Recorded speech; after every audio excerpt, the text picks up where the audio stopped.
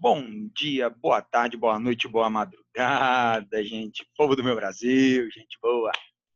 Vamos nós então, mais uma videoaulazinha para continuar aí a nossa saga Covid-19, Grécia Antiga. Hoje a gente começa a trabalhar com a Antiguidade Clássica.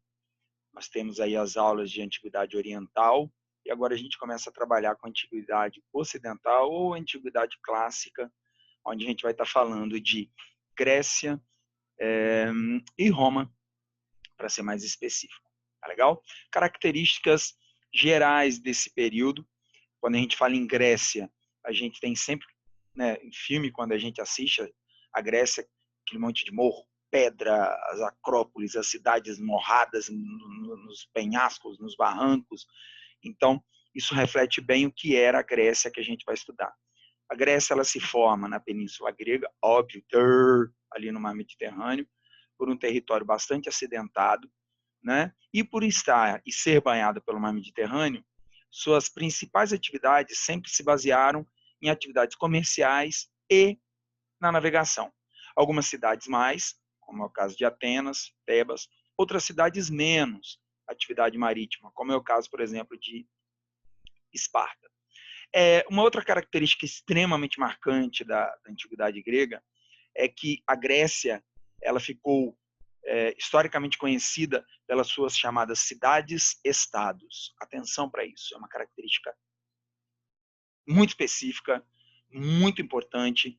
Não aconteceu só na Grécia, mas é uma característica muito forte e marcante da Grécia. Cidades-estados. Como é que a gente vai entender o que eram cidades-estados?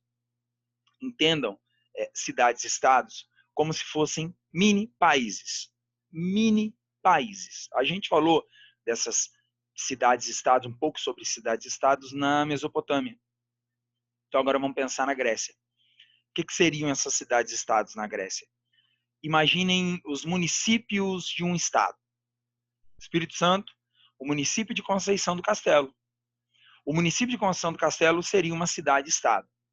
A sede de Conceição, a área urbana, seria, né, a sede desse estado, e toda a área, o território do município, faria parte dessa cidade-estado. Então, você teria a área urbana e a área rural. E essa cidade-estado ela seria independente, com suas próprias leis, sua própria estrutura militar, sua própria estrutura política, sua própria estrutura econômica, semelhanças culturais, semelhanças religiosas, linguísticas, mas autônoma. A cidade-estado de Brejetuba, autônoma, com seu próprio governante, seu próprio sistema de governo. Cidade-estado de Conceição, autônoma, com seu próprio sistema de governo. Cidade-estado de Venda Nova, autônoma, com seu próprio sistema de governo. Cidade-estado de Cachoeiro, autônoma, com seu próprio sistema de governo. Cidade-estado de Vitória, autônoma, com seu próprio sistema de governo, etc, etc, etc e tal. Né? Então, essas cidades-estados elas eram descentralizadas entre si. Tá? Uma outra característica muito importante da civilização grega é que o seu modo de produção, ao contrário da Mesopotâmia, ao contrário, né, do que nós vimos na Mesopotâmia, o seu modo de produção era um modo de produção escravista. A base de tudo que se produzia, de tudo que se fazia dentro da Grécia era através da mão de obra escrava. Tudo. Né? Então, era até possível você encontrar um escravo que era dono de escravo. Só que, ao contrário da escravidão americana, baseada no negro, africano e no indígena, a escravidão da antiguidade clássica, ela era uma escravidão diferenciada, porque o escravo ele não fazia apenas o trabalho manual pesado, vamos dizer assim. Você muitas vezes podia ter um escravo que era o professor do seu filho, um escravo que era filósofo, um escravo que era administrador do seu comércio, do seu negócio, um contador, um poeta, tá? E esses escravos, eles eram adquiridos através de guerras, esses escravos eram adquiridos através de comércio, e na Grécia e em Roma, esses escravos eram adquiridos através de uma coisinha que nós chamamos de nexum. Nexum. O que seria esse nexum? Escravidão por dívida. Escravidão por dívida. Você ficava endividado, não conseguia pagar, A gente vai falar melhor disso mais adiante. E acabava se tornando escravo. Você dava a única coisa que você tinha como garantia de uma dívida, por exemplo, era o seu corpo. Então você dava o corpo como garantia da dívida. Você não tinha mais nada. Você não tinha um papagaio, um cachorro, um periquito, ganso, marreco, pato, galinha, não tinha nada. Só o seu corpo. Então você, muitas vezes, pegava alguma coisa, pegava dinheiro, pegava algum recurso, não conseguia pagar e o que você tinha dado como garantia era o seu corpo, então você virava propriedade, do indivíduo ao qual você estava devendo. Nexo. Outra característica desse período, a contribuição nas artes, ciências e filosofias que vão ajudar a formar o que nós somos hoje. O que nós somos hoje. Isso é muito importante. A base da nossa sociedade ocidental vem da antiguidade clássica, principalmente gregos e romanos. Nosso sistema democrático, nosso sistema de leis do direito romano, nossos filósofos. Então, ainda hoje, nós respiramos e vivemos coisas lá da Grécia antiga de 2.000 anos atrás, de 1.000 anos antes de Cristo, 2.000 anos antes de Cristo. Tá legal?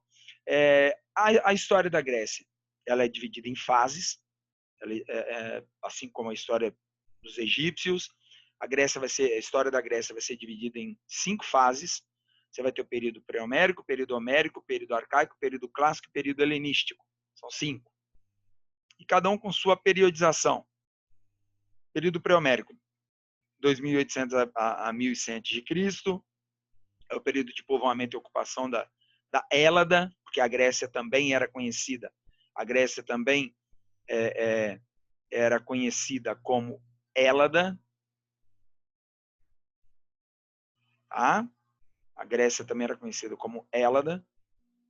Então, é o período de ocupação propriamente dita da Hélada, da Península Grega. Por Hélada, gregos ocupam a Hélada. Os gregos, por isso, eram muitas vezes conhecidos como helênicos. Vem de Hélada.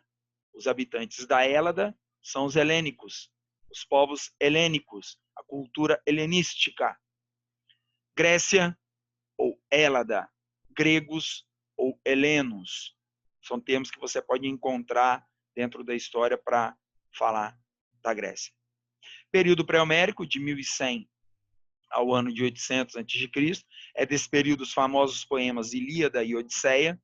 Ilíada narra a guerra de Troia e Odisseia narra o retorno dos gregos da guerra. A gente vai falar melhor disso mais adiante. Tá ok? Dentro ainda você vai ter o período arcaico, de 800 a 500 a.C. É o período de formação das polis gregas. O que são as polis, Rodrigo? As cidades. As polis são as cidades. Tá bem? As polis são as cidades. No caso aqui nosso, cidades-estados. O período clássico, que é de 500 a 336, que vai ser o auge, o período áureo da história da Grécia Antiga. Né? E o período helenístico, tá vendo? Helenístico vem de helênicos, né?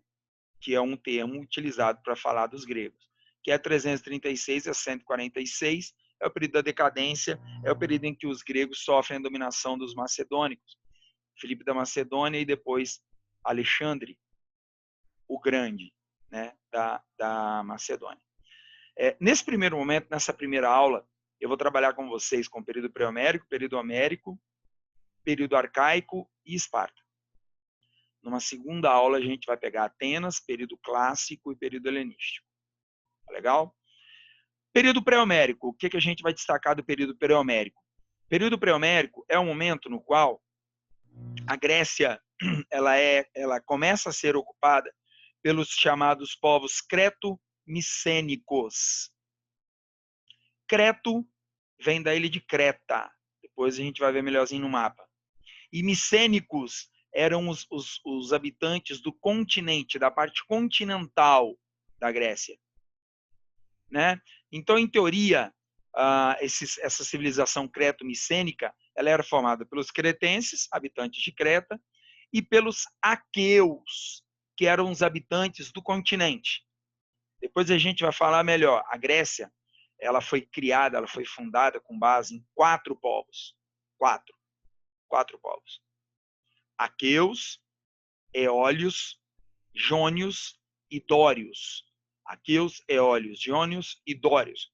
Os dórios, os mais belicosos, os mais violentos, os mais guerreiros, os mais militaristas. Beleza? Os mais militaristas. Tá? Então, esse período pré-homérico vai ser o período em que você tem os cretenses, que viviam na região de Creta.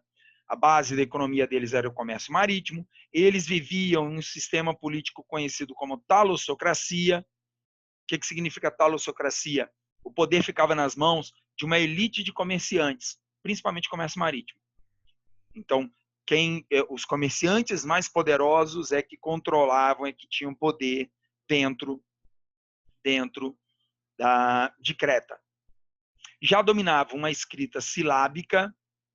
Observe que é diferente da escrita dos egípcios, dos mesopotâmicos, né, que era simbólica. Aqui já é silábica, fonética, né, enfim, com símbolos. E você tinha um destaque especial para as mulheres. Por que isso daqui? Porque os homens muitas vezes saíam e ficavam longos períodos em viagens ou fazendo comércio, algo parecido, e as mulheres é que cuidavam e tomavam conta das coisas em casa e do próprio comércio, do próprio negócio da família. Né? Já os micênicos, como eu disse, viviam na Grécia continental, na parte continental do território, que eram os aqueus, né? E ao longo do tempo, eles foram se expandindo, até que conquistaram os cretenses. Então aí, os micênicos conquistam os cretenses. Só que eles vão assimilar a cultura dos cretenses. Então é aquela coisa assim, eles conquistam militarmente os micênicos. Os cretenses, perdão. Os micênicos conquistam militarmente os cretenses. Só que os cretenses conquistam culturalmente os micênicos. A gente vai falar disso também quando a gente for falar de Roma. Os gregos foram conquistados militarmente pelos romanos, mas os romanos foram conquistados culturalmente pelos gregos. Ainda nesse período pré-homérico de 2800, lembrem disso, de 2800 a 1100 a.C., ainda nesse período, vai ser o momento em que nós vamos ter a instalação dos outros povos na Península Grega. Está aqui, ó. Na Península Grega. Né? A Creta aqui, ó. Quem eram os cretenses? Os que viviam nessa região. Aqui. Os que viviam nessa região. Aqui. Quem eram os micênicos? Os que viviam no continente. Além disso, além dos aqueus que viviam no continente, essa região, de pouco a pouco, ela vai receber a chegada, ela vai ver a chegada de povos de origem indo-europeia, que vem do norte para o sul, que vem do continente europeu em direção à Península Grega, que vão ser os eólios, os jônios e, por fim, os dórios, que eram os mais violentos, que eram devotos à guerra, à cultura mesmo da violência do corpo, da força física, etc, etc, etc. E tal. Né? E quando esses dórios chegam a Hélada, com tamanha violência, o que é Hélada? O território grego. O medo dos dórios, o temor dos dórios, vai fazer com que aqueus, eólios, jônios, para fugir dos ataques desses dórios, muitos desses indivíduos, eles vão pura e simplesmente buscar uma nova forma de sobreviver. Para fugir do ataque desses dórios, eles vão fugir da Grécia.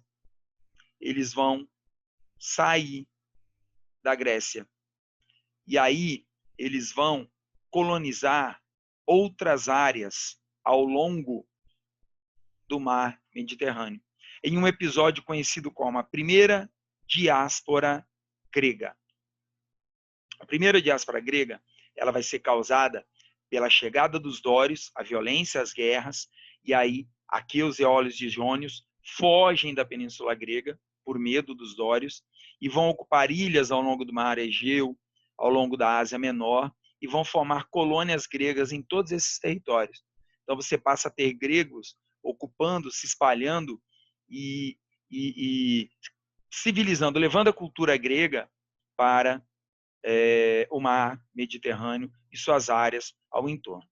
Né? É nesse momento, presta atenção nisso, é nesse momento da chegada e da primeira diáspora grega que você tem a transição por volta de 1100. Por volta de 1100, você vai ter a transição por volta de 1100.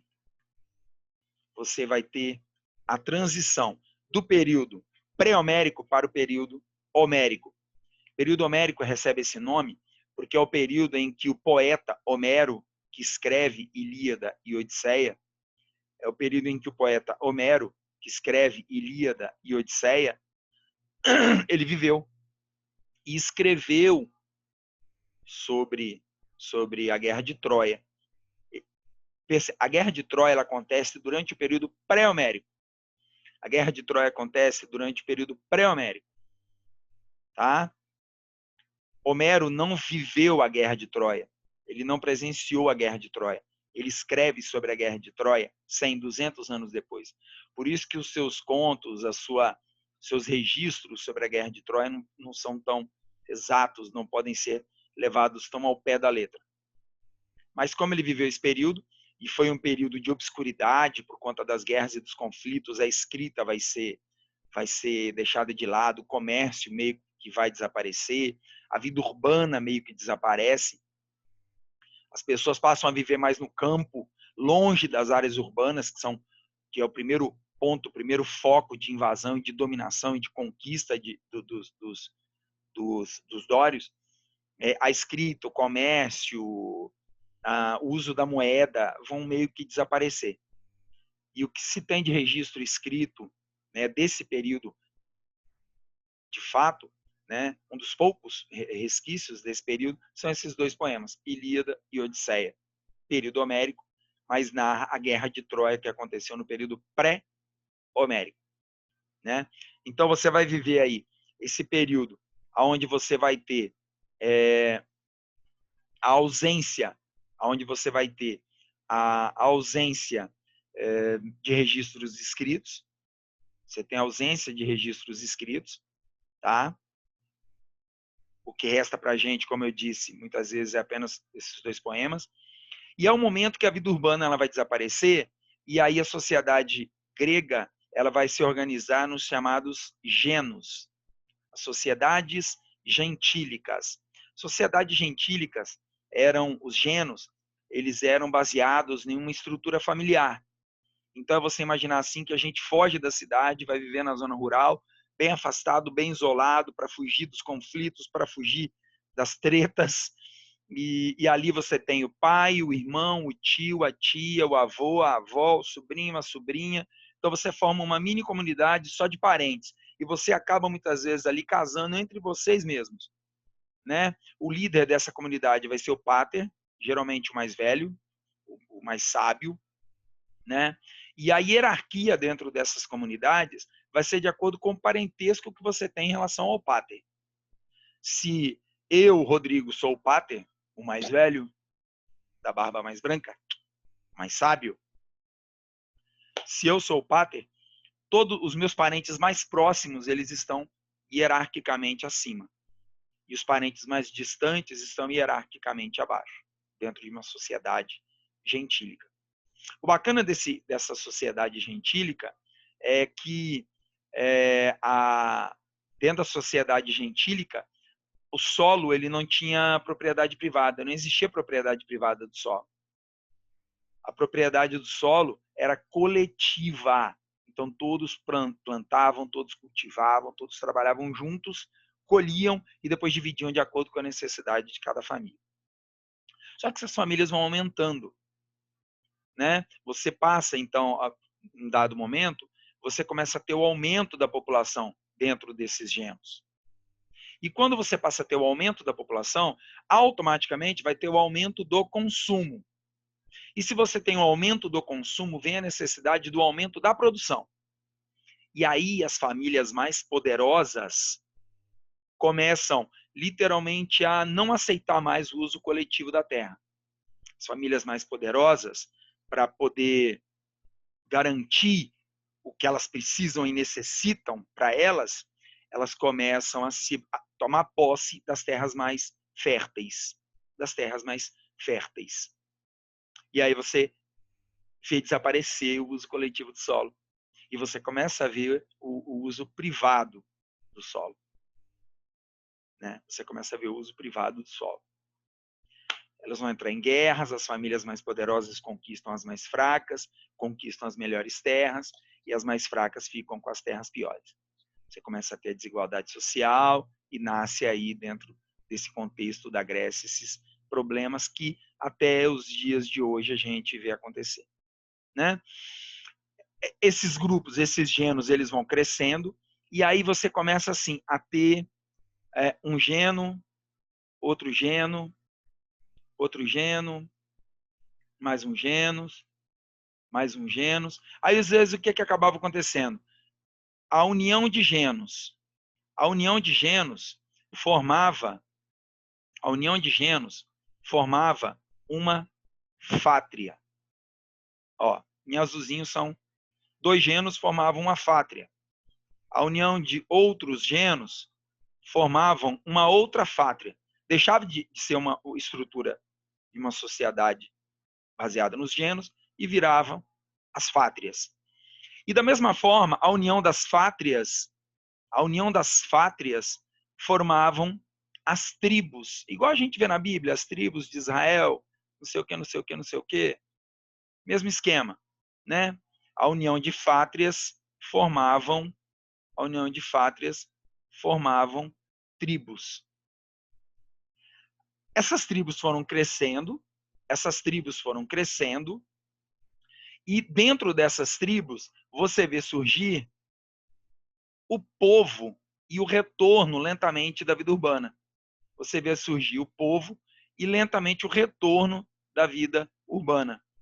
Então, esse povo que nasce dentro dessas tribos, a gente vai chamar de demos. O que são demos? O povo. E quanto mais esse povo cresce, essas tribos crescem. E com o crescimento dessas tribos, nasce uma nova estrutura urbana, que são as polis. Então você vê as tribos migrando para uma estrutura mais complexa, que são as polis gregas, as cidades, estados gregas. Tudo dentro desse período homérico. Isso vai ser um processo. Né? Então, olha bem, ao longo do período homérico, genos, fátrias, tribos, união, dando origem ao demos, que vai fazer surgir as polis. Né? Essas polis eram lideradas por um rei, que já não vai ser mais o pater, vai ser o Basileu, vai ser o nome que eles vão dar ao rei, tá legal? Então você vai ver dentro das monarquias vão nascer os primeiros reis, que vão ser chamados de Basileu, né? E essas cidades-estados gregas, elas passam a ter, então, uma estrutura social mais bem definida, uma estrutura social mais bem organizada. No topo, você vai ter os eupátridas, abaixo deles, os georgóis, isso de uma forma geral, tá? Isso de uma forma geral. E na base, os tetas. Os eupátridas eram os bem-nascidos, que dominavam as melhores terras. Os georgóis, os pequenos agricultores, que tinham as terras piores. E os tetas eram os sem terras, os marginalizados, aqueles que tinham que trabalhar para alguém, prestar serviço. Eram os proletários, aqueles que só tinham a prole, os filhos. Então, eles trocavam sua força de trabalho, seu muque, sua força de trabalho para trabalhar para alguém, não só força física, tá?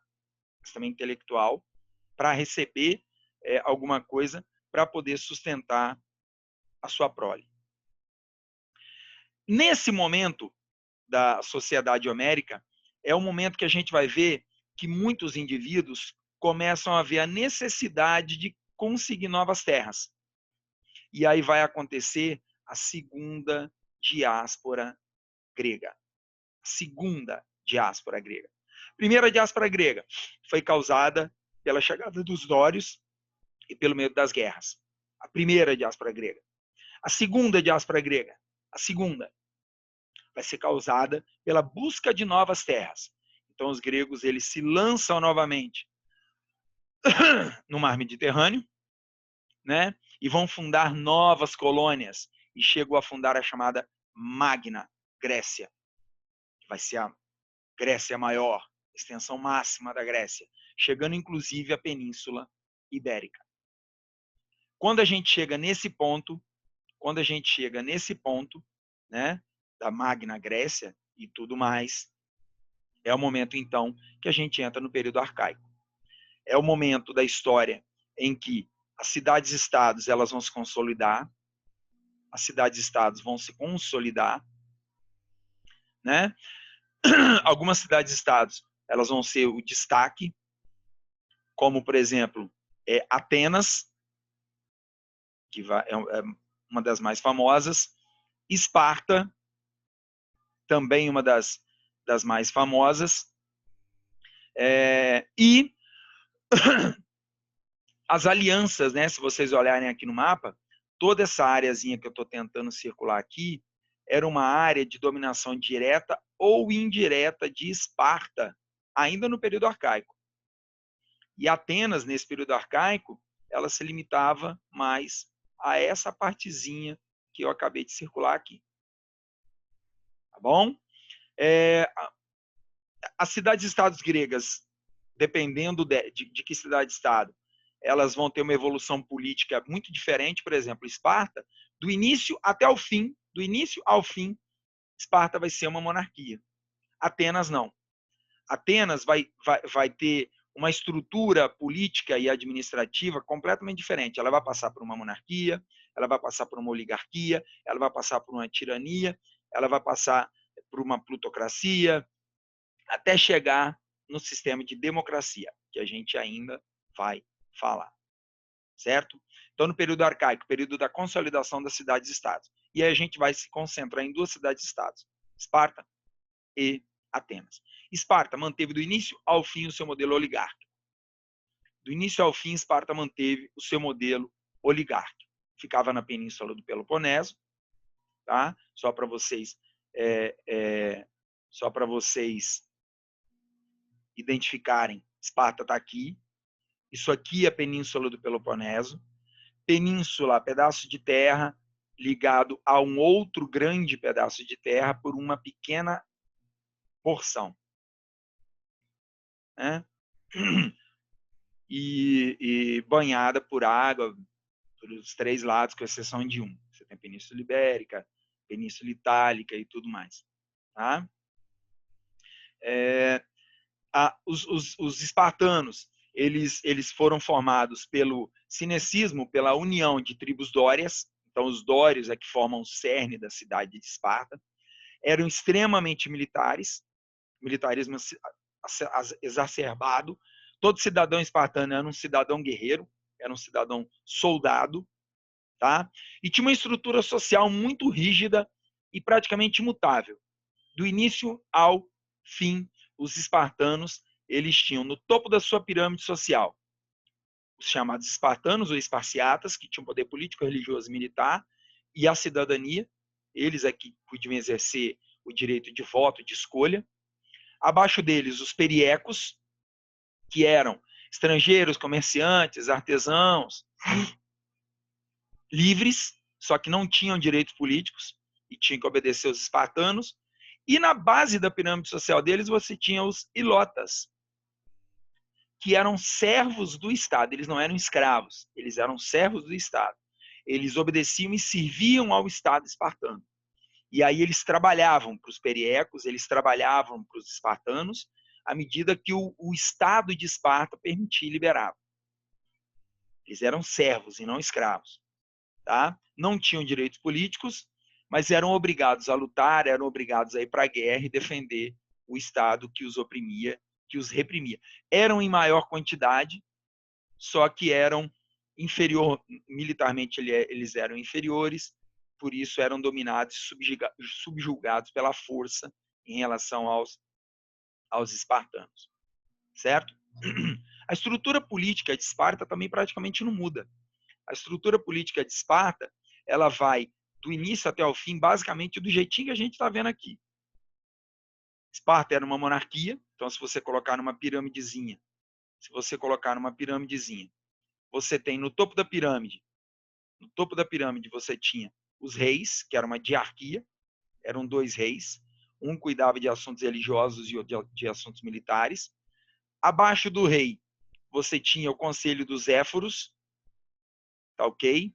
Que eram 5, e eram eles que exerciam o poder executivo, eram eleitos anualmente ou em períodos mais extensos, dependendo da situação, e eram eles que exerciam o poder executivo, eram eles que administravam de verdade. O rei controlava o exército, o rei controlava a religião. Eu vou declarar guerra. O conselho dos éforos é que tinha que autorizar, porque eles eram o poder executivo. Abaixo do conselho dos éforos, você tinha a Gerúsia. Abaixo do conselho dos éforos, você tinha a Gerúsia, que era em número de 28, e que exerciam o poder legislativo. Era o chamado Conselho dos Anciãos. Todos que tinham mais de 60 anos podiam ser escolhidos e eleitos. Eleitos por quem? Pelos cidadãos, pelos espartanos, pelos esparciatas, né? Que estava lá no topo da pirâmide que a gente viu. E na base da pirâmide social deles, a gente tinha a Assembleia Popular, ou Ápela. Todo homem, cidadão,